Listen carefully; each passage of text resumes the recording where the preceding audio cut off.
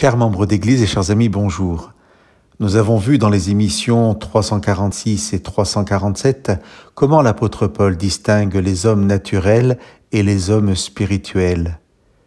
Nous avions fini l'émission 347 en citant cette parole de Paul s'adressant aux croyants. Nous avons, nous dit-il, la pensée du Christ. Pourtant, au commencement du 3e chapitre, Paul va se permettre de reprendre les croyants à qui il adresse sa lettre. Je vous lis 2 extraits des premiers versets de ce chapitre 3.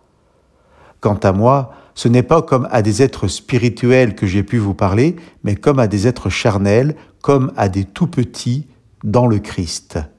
En effet, pour autant qu'il y a parmi vous des passions jalouses et des disputes, n'êtes-vous pas charnels ?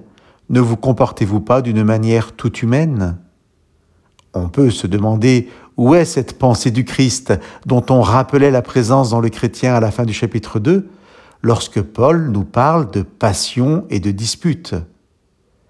Comme j'aime à le répéter souvent, rien dans la parole de Dieu, rien dans la relation à Dieu, rien dans ma posture de croyant n'est magique. Et il ne me suffit pas, me dit Paul aujourd'hui, de me dire chrétien pour devenir un être spirituel. La preuve, les passions jalouses et les disputes avec d'autres croyants au milieu de l'Église. Cela ne vous semble-t-il pas pour autant si banal, si normal, que ça ne mériterait même pas d'être relevé ? Et selon l'expression consacrée, ne sommes-nous pas que des êtres humains après tout ?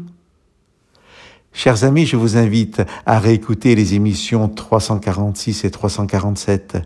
Dieu veut nous recréer à son image, selon son esprit, et nous faire passer d'êtres humains soumis et esclaves de leurs passions, de leurs faiblesses, de leurs disputes, à ces êtres spirituels transformés par l'Esprit du Christ.